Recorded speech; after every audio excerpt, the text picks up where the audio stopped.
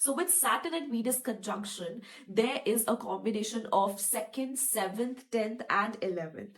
These people do very well into businesses, right? Because these people always seek balance with the other persons. But I have seen them doing extremely well, and for most of the years, they are into corporates. They are excellent diplomats. They know how to negotiate. They very well know how to get their things done. So they are, people who can influence a public, people who can convince the other people, who are very good at making dealings, doing dealings, cracking contracts. They are very good with that. But of course, since Venus is a creative element, Venus is about creativity. It creates something. So your profession will be about creation, about creativity. It has to include some sort of arts. It can even be technical arts. It can be music.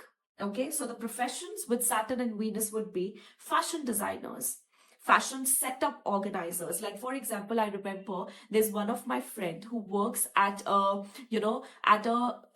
showroom, or you can say a mall, where she decides how the clothing should be organized. That's the kind of job she has, and she has a Saturn and Venus conjunction, very strong conjunction of that.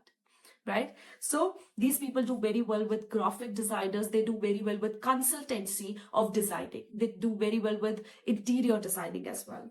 So they are brand creators, brand organizers, designers, music composers, architectures, healers, therapists. With Saturn and with Saturn and Mars, you would see massagists also, or masseuses also. With the Saturn and Venus, you would see therapists who would use their hands to do the therapy, or creative therapists, like alternative measures of medicines or therapy.